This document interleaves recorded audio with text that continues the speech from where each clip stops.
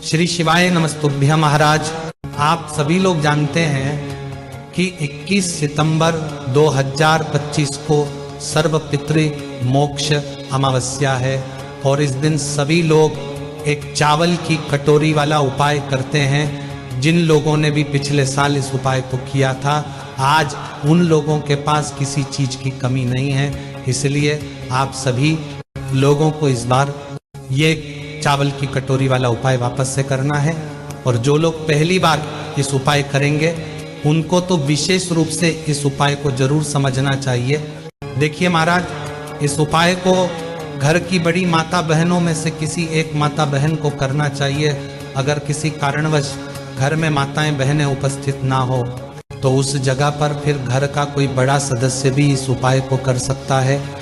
महाराज, एक बात और हम आपको बता दें कि इस बार जो पितृपक्ष की अमावस्या है, इस दिन सूर्य ग्रहण भी रहने वाला है। इसलिए इस उपाय को करते समय सूर्य ग्रहण का समय आपको जरूर ध्यान रखना है, क्योंकि सूर्य ग्रहण की शुरुआत से पहले पहले आपको उपाय करना पड़ेगा। वैसे महाराज, इस उपाय को करने का जो समय है वह शाम को 6 बजे से शाम 7 के बीच में है। अगर किसी कारण से आप लेट हो जाते हैं तो रात 8 बजे तक भी आप अपने इस उपाय को कर सकते हैं। महाराज, अगर कोई किसी कारणवश इस समय से भी लेट हो जाता है तो वो रात को 10 बजे से पहले पहले इस उपाय को कर ले, क्योंकि 21 सितंबर को रात 10:59 से सूर्य ग्रहण की शुरुआत हो जाएगी। इसलिए आप इस उपाय को जल्दी से जल्दी करने की कोशिश करें। देखिए महाराज, एक चावल की कटोरी वाले उपाय में आपको एक चीज तो समझ आ रही हो कि इस उपाय में हमें एक चावल की कटोरी लेना है। तो घर की बड़ी माता बहनों में से कोई भी एक माता बहन शाम को 6 बजे के बाद पितृ अमावस्या के दिन अपने घर के रसोई घर में से खाली कटोरी ले। उसके बाद उसमें अपने ही घर के रसोई घर से चावल भर लें।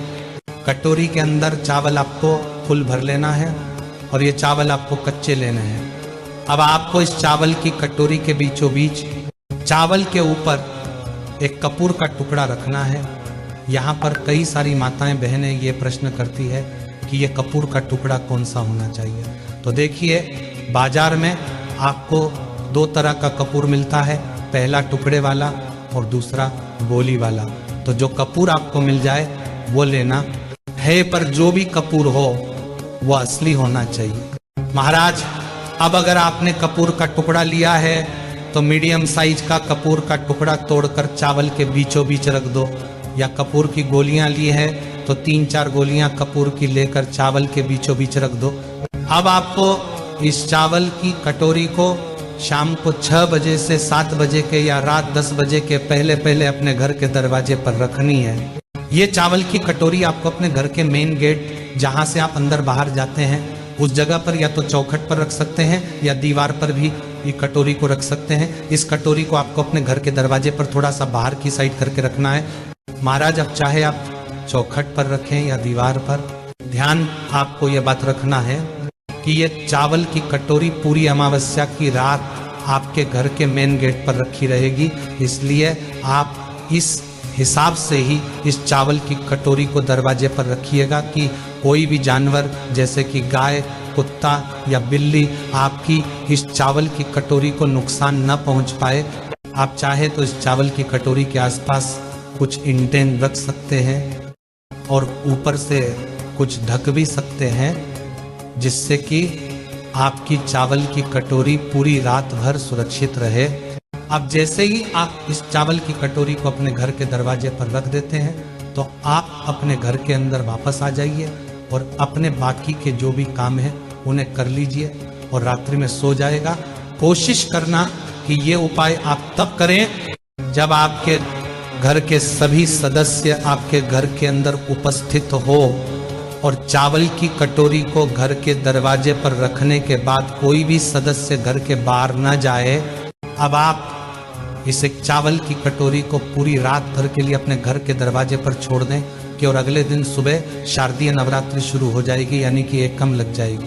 तो आपको सुबह जल्दी उठना है और स्नान करना है, और अब आपका सबसे पहला काम इस उपाय को पूरा करना रहेगा, जिसमें आपको स्नान करने के बाद अपने घर से एक माचिस उठानी है और सीधा उस जगह पर चले जाना है जहां पर अपने घर के मेन गेट पर इस चावल की कटोरी को रखा हुआ था।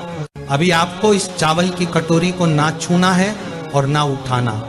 और जब कपूर जल रहा हो तो उस समय आप अपने पितरों से अपने लिए प्रार्थना करें, अपनी गलतियों के लिए क्षमा मांगे।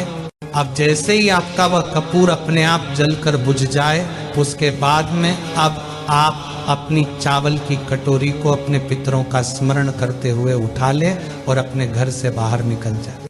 और घर से बाहर निकालने के बाद आपके घर के आसपास कोई भी एक ऐसा जो बड़ा पेड़ हो, उस पेड़ के नीचे आपको ये चावल की कटोरी के चावल डालकर आ जाने हैं, जहां पर पक्षी इन चावल के दोनों को चुग लें और खा ले। उस समय भी आप अपने पितरों से प्रार्थना कर ले और अपनी मनोकामना भी आप बोल सकते हैं। और चावल वहां पर डालकर कटोरी को अपने साथ अपने घर लेकर आ जाए। महाराज, अब आपका ये एक चावल की कटोरी वाला उपाय पूरा हो जाता है। देखिए महाराज, ये जो उपाय है ये शारदीय नवरात्रि के पहले जो पितृ की अमावस्या पड़ती है उसी दिन किया जाता है। इसलिए साल में यह उपाय सिर्फ एक बार किया जाता है। इसीलिए लोग इस दिन का और इस उपाय को करने का बहुत बेसब्री से इंतजार भी करते हैं। इसीलिए आपके पास एक मौका आया है, आप इसका फायदा जरूर उठाएं। और जो भी लोग पितरों के 16 दिनों में अपने पितरों के लिए, पूर्वजों के लिए कुछ ना कर पाए हो, अगर वह भी पितृपक्ष की अमावस्या के दिन इस एक चावल की कटोरी वाले उपाय को कर लेते हैं तो उनके पितृ, उनके पूर्वज उनसे प्रसन्न होकर ही इस पृथ्वी से जाएंगे और इसके ऊपर पितृदोष भी होगा, वह भी उपाय से दूर हो जाएगा।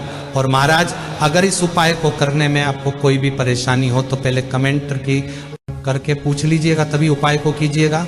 श्री शिवाय नमस्तुभ्यं।